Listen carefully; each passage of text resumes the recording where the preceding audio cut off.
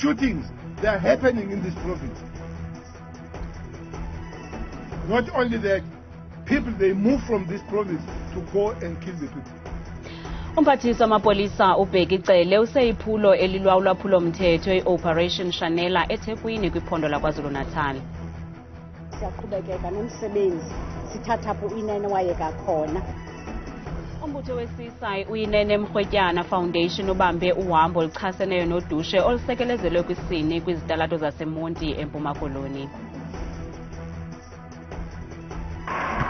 Mapumo with a knockdown is a really good opportunity. Ulukane City ipulele amasaka i-Cape Town Spurs ngamanqaku amathathu kwelinye kumdlalo we-Dstv Premiership ububanjelwe kwibala iPeter Mokaba ePolokwane ngalemva kwemini.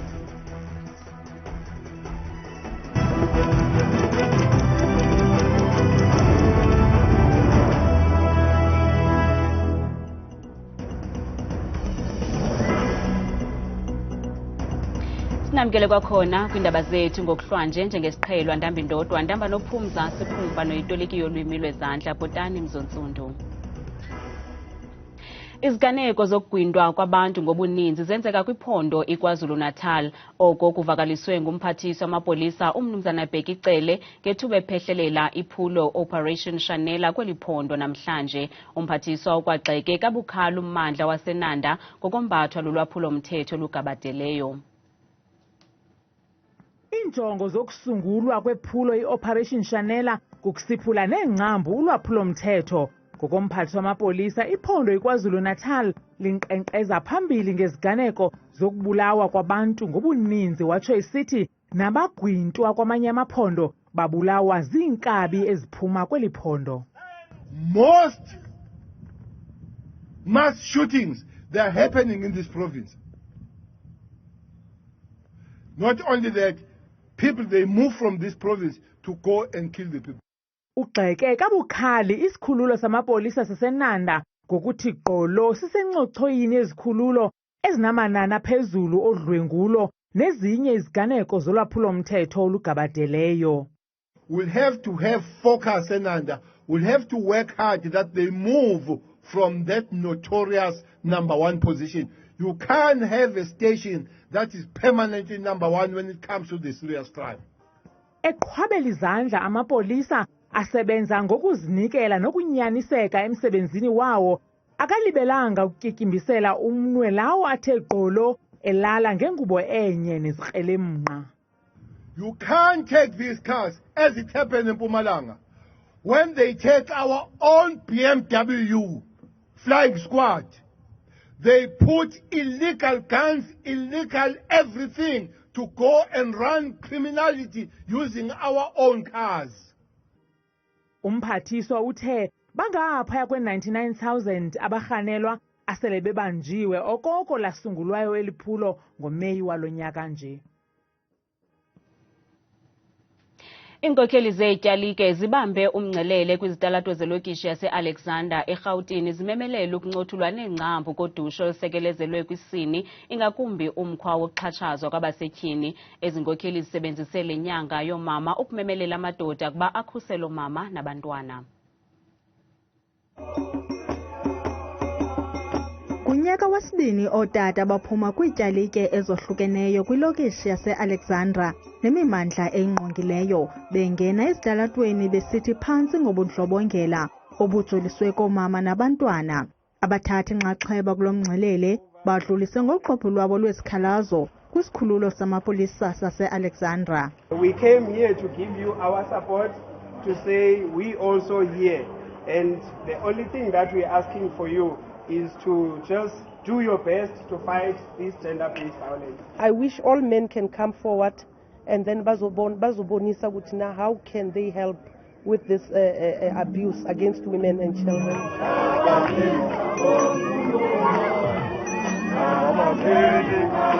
Abaququzeleli bathi ityalike mazingenelele kulomlo. Sibone kubaluleke kakhulu into yoba masidibane sizicawe ngoba into esiyibonayo idlalwa politically lento, so sabona ke into yoba make siyenzeni igalelo nathi sizicawe because iyenzeka nalapha ezigcaweni zethu. As a man who has been through GBV myself, I think it is very important that I participate in such events to raise awareness. Ukanti abo bathatha inxaxheba bathi bakuthakazelele oku. Umbutho we-Uyinene Mrwetyana Foundation ukhumbule intwazana eyayinentshisakalo yokulwela iingxaki zoluntu neyacuthelwa ubomi neminyaka 19 Uyinene Mrwetyana. Kubanjwe uhambo luyi-5 kilometers oluchaseneyo nodushe olusekelezelwe kwisini kwizitalato zaseMonti eMpuma Koloni apho wazalelwa khona okaMrwetyana. Le ibiyindlela yokuphawula iminyaka 4 lentwazana eyayifunda kwidyunivesithi yaseKapa yaphulukana nobomi bayo ezandleni zikaLuyanda Botha owayesebenza eposini. Namhlanje umbutho i-Uyinene Mrwetyana Foundation ubambe uhambo oluyi-5 kilometers oluchasene nodushe olusekelezwe kumanina nokubulawa kwabasetyhini eMonti. Oluhambo luchazwe njengophawu lwethemba lokokuba ngenye imini amanina ayawukwazi ukuhamba ngokukhululeka kwizitrato zelizwe loMzantsi Afrika engenaloyiko lokuhlaselwa ngamadoda. That is part of the reason why it's not in my name. We want to say to men that it is high time that we change our ways and our mindset and become partners against the scourge of gender-based violence and femicide. Uyinene ubulewe ngo-2019 ngumuntu oyindoda ufele ezandleni zendoda, nto leyo eyenza into kokuba siyiqonda ukuthi akafanga kakuhle engafikanga date yakhe. Umama wakhe uthi intombi yakhe yayisilwa mihla le isilwela imiba ichaphazela uluntu yaye ukubhubha kwakhe ayikokuphela kwegama lakhe namandla akhe. Siyaqhubekeka nomsebenzi, sithatha apho Uyinene wayeka khona, sifundisa abantu ekuhlaleni, sifundisa abantwana ezikolweni, especially kulonyaka sifundisa umntwana ongumfana ukuthi akhule ebarespecta abantwana abangamantombazana.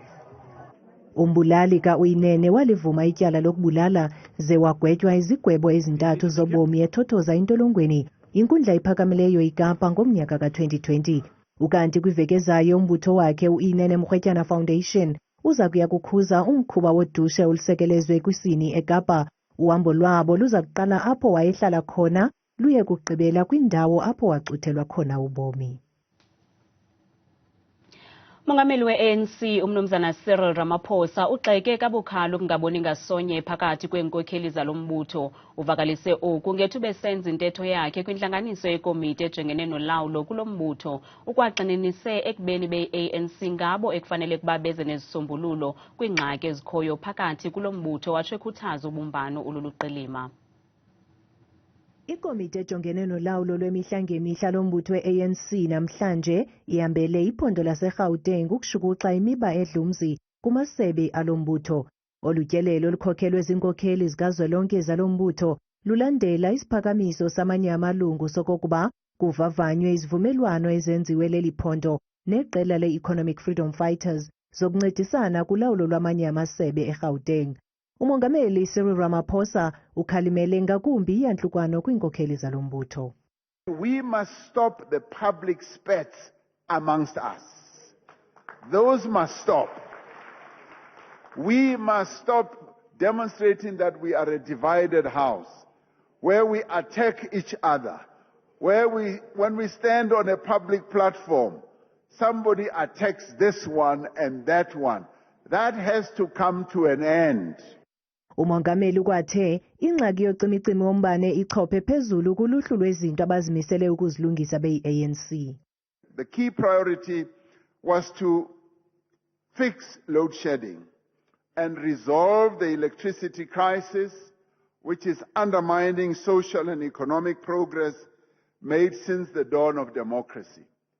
We have, comrades, been dealing with the question of load shedding, and we know that our people are upset, they are angry, and they have become disillusioned because of the load shedding that has been happening. We are not privatizing Eskom. We are restructuring it so that it is best able to perform the mandate that it has. Eskom is a state-owned enterprise. OkaRamaphosa uhambise wathi bakwiphulo lokuqinisa amaqhina oqoqosho kweli yaye unethemba lokokuba njengoko kusondele ulonyulo lukazwelonke kunyaka uzayo baza kube belala ngengubo enye bonke kulo mbutho. Uphinde wathembisa ngokubuncothula neengcambu buqhophololo. Inkokheli yemveli umama uNolundi Ndabankulu waseFlagstaff eMpuma Koloni bongoza urhulumente kuba akhe amakhaya abantu abadala emaphandleni. OkaNdabankulu uthethe oku emva kokuba inkondekazi yalo mmandla etshiselwe umzi wayo wangqongqa kumzukulwane ekutyholwa kuba uyathwasa. Noxa kunjalo rhaneleka neziyobisi ezibe nefuthe ekubeni umzukulwana abe nophazamiseko ngokwasengqondweni. Umakhulu uNombulelo Sobantwana ona-90 esidla amazimba wasinda ngokulambisa kuba wayezihlalele ecaleni kwendlu ngethuba ibona ngokulwatyuza kwamadangatye ze wahlaba umkhosi. Kwatsha nebhasi elilokurhola. Zatsha wethu izinto kwatsha nempahla yam. Abamelwane bafika ngokukhawuleza kodwa wawusele wonakalisile umlilo. Umzukulwana akazange abonakalise kuzisola. Wabehleli phaya kulaa ndawo ehleli nobhuti wakhe wabezivungula ngongathi akenzanga nto. Waqala umntwana athi samafestile ungecawe kwelaa cawe ndingasayaziyo ndafa kuthiwa ubula amafestile futhi wonke lo mzi. Kodwa usibonda uthi le nkwenkwana ikhule ingabonakalisi burhalarhume. Ukhule ngumntana oright apha ekuhlaleni akho nto sike yasiphazamisa. Kuthe kulo nyaka uphelileyo kwathethwa ngento yoba akaphilanga uyathwasa. Ndizamile ke mna njengenkokheli yelali ubonisana nefemeli yakhe uba makhe ajonga ingqondo ngoba mna indlela endimbona ngayo asiyondwaso kuphela inoba ikhona nenye into erongo. Ndakhe ndasola ke nezinto bazityiwayo i-drugs. Ikomkhulu likhalazela kungakhuseleki kwabantu asele bekhulile emaphandleni. Ndirhala kwenzeke khona ukuze kwaziwe into yokokuba abantu abakhulileyo, abagulayo, abangoomama banendawo ekhuselekileyo. Uba urhulumente nje angasincede asinayo apha emampondweni. Ngoku umakhulu wonwabile apho wafihle khona intloko kwesinye sezihlobo zezinyo yaye uthi akanazo iintsiba zokuvuselela umzi wakhe. Ndimthembile urhulumente. Ndinqwenela andenzele into athanda ukundenzela yona.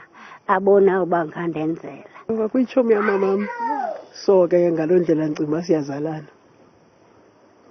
So sabona laa ndlela oyihleli ngayo adicide uba masimthathe at least akazohlala apha. Kwiindaba zethu kuChannel 163 ngokuphathelwa yiNewsroom Africa, ndinguntsiki Noyiya eNgqandulo eFlagstaff. Kanti ke abantu baphefumle ngeli nqaku lethu kumakhasi ethu ezonxibelelwano.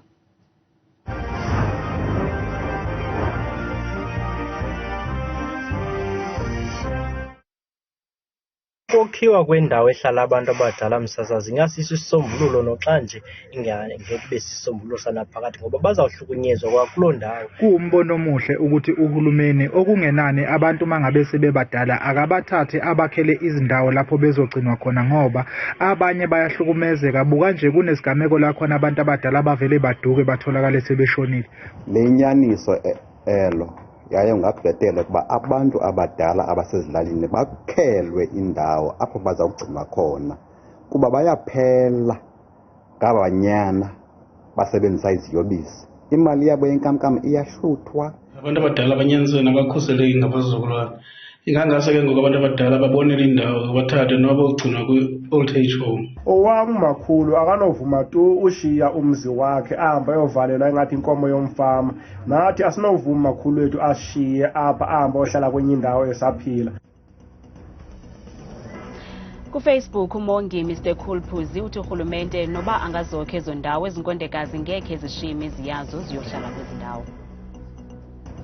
Tabani Eric Hlatshwayo uthi angiboni ngasebenza emakhaya leyo cause abagogo ibona babheke amakhaya kwazi imisebenzi ayikho yibo ogogo ababekukudla etafuleni. Usiphelo Tsietsi Cotiyana uthi molo msasazi ngumbono omhle kakhulu lowo kuba abantu abadala bakhuselekanga kwaphela uTrese Kapa eWynberg.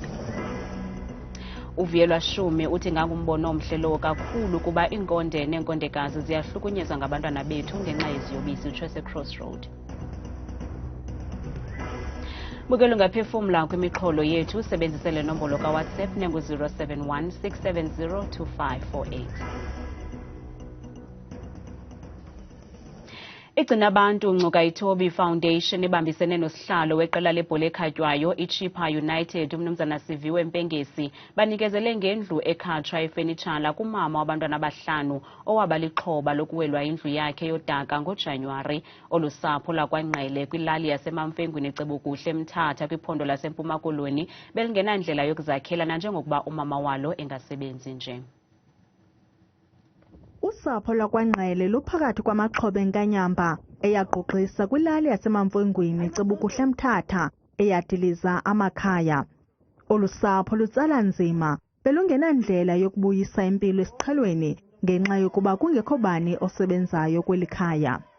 Iza kutshintsha ngokungaphezulu ngoba izawuhlaziya ingqondo yam, indihlaziye nam, ndizibone ndingumntu. Umsunguli weqela lebhola ekhatywayo iChippa United, umnumzana Chippa Mpengesi ebambisene neNgcukaitobi Foundation bangenelele ukubuyisa isidima solusapho. Lo mcimbi siwenzayo namhlanje sinikezela ngendlu kolusapho. Lusapho oluhleleke kakhulu. Bengenandawo yohlala, bengenandawo yofihla inhloko. So ke siyiChippa Holdings into esiyenza minyaka le seyilisiko loba every year sinikeze ngendlu. Sesinikezele ngezinto ezingapha kwe-20 siziqalile le program. Sasize apha sizokwenza i-program eyayi-intervention esasiyenze ngendlela yokuba ibe si-sport tournament. From la program sasithembise ngokuba kukho umzi omnye olikishwa ngumama kule nyanga yomama ongenayo umzi, singahamba siyofuna umntu onokwazi ukusokhela lo mzi. Sayifumana ke loo. Ukanti kusenjalo, isebe lokuhlaliswa koluntu eMpuma Koloni lihlanganise iqela labakhi abafika kuma-80 ukujongana neentlekele kweli phondo. Polokwane City ibulela amasaka eCape Town Spurs ngamanqaku amathathu kwelinye kumdlalo we-Dstv Premiership ububanjelwe kwibala iPeter Mokaba ePolokwane ngalemva kwemini. Eli qela laseLimpopo impumelelo yalo yesibini lena kwimidlalo emithathu esele liyidlalile ukuzakuthi ngoku. Ipolokwane City ize kulo mdlalo ihambela phezulu nanjengoko ibethe iStellenbosch FC kumdlalo wayo odlulileyo. Ngelixa yona iCape Town City ibizikhotha amanxeba kulandela ukubethwa kwayo yiSikhukhune United kumdlalo odlulileyo. iRise and Shine iqala yophisa ngaphantsi nje kwemizuzu engama-20 uqalile umdlalo ngenqaku lika-Oswin Apollis. iSpurs sibe nelishwa phambi kokuba kutshintshwe amacala. Ibhola yentloko kaThelo Musa yabetha epalini. Kwisiqingatha sesibini iPolokwane City iphindile kwakho yafaka inqaku lesibini kwimizuzu nje 12 kubuywa ekhefini.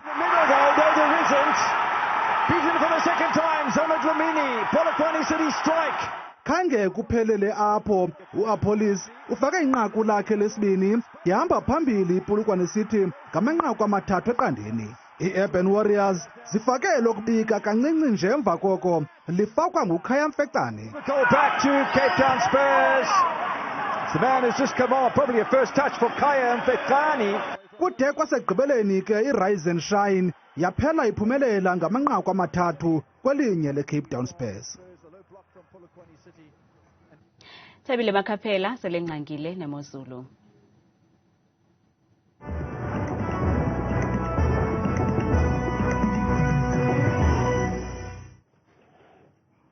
Koske mamqwathi apho ezindabeni ndiyakubulisa msonsi ngekhaya ndikwamkela kaloku koyam edeseka yeMozulu mna igama lethu Uthabile kumavela asiqhudeni ungoza wakwa Makhaphela bethuna masijonge nansi iMozulu. Nalo ke iphondo lokuqala kaloku kuphaya ke eziphunzana eMonti eMpuma Koloni ngo-21 degrees okucweke nje yonke intseni yangomso kaloku kusafana ke emzontsundu phaya koGqeberha neengingqi zokufuphi ngamashumi nje ananye.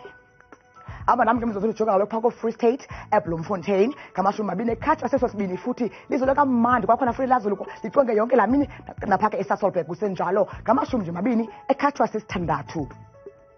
yona ke imeko yabo phaya ko-Gauteng eJohannesburg ngamashumi-23 ngamafu qabaqaba nje phaya ekuseni ngomso ngorhatya kusafana futhi eVereeniging ngo-27 degrees. Ukanti yenje nje imeko yabo phaya ephondweni lakwa-Zulu-Natal eThekwini ngamashumi-21 ngamathonsi entshiza nezemvula phaya kwasekuseni ngomso naphaya ngorhatya futhi eMgungundlovu kusafana ngamashumi-25 ngamathonsi emvula. Imeko yabo phako Limpopo ePhalaborwa ngama-31 qabaqaba futhi ngamafu kwakhona phaya ekuseni ngomso kanti ngorhatya futhi kwalapha eLimpopo eMpulukwane ku-26 degrees ekhatshwa ngaloo mafu. Zebenje nje bona phako laphondo laseMpumalanga eMbombela ngama-31 ngamafu kwakhona kwasekuseni ngomso kanti xa behamba nemini yabo phaya koSekunda ngama-24. Ukanti ke mbukelo apho ekhaya benje nje phaya ko-Northwest eMahikeng ngama-28 limathumba-ntaka yempela kwakhona futhi izulu labo phaa kanti emini kwakweliphondo futhi phaya eRustenburg ngama-20 ekhatshwa sesasibhozo. Sebenje nje phaya ephondweni eNorthern Cape koKimberley ngama-22 ngamafu futhi kwasemini ngomso kanti kuyafana mzuntsundu naphaya eUppington ngo-24 degrees.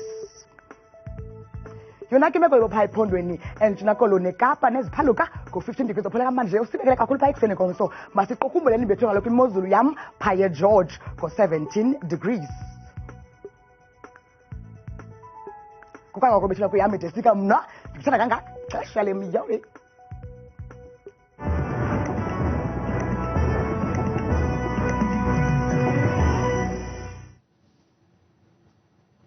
Ungazifumana izindaba nezinye kwiqonga lethu le-YouTube @Iindaba Zethu 163 nangomso siza kuziphaka zishushu kamnandi mawethu.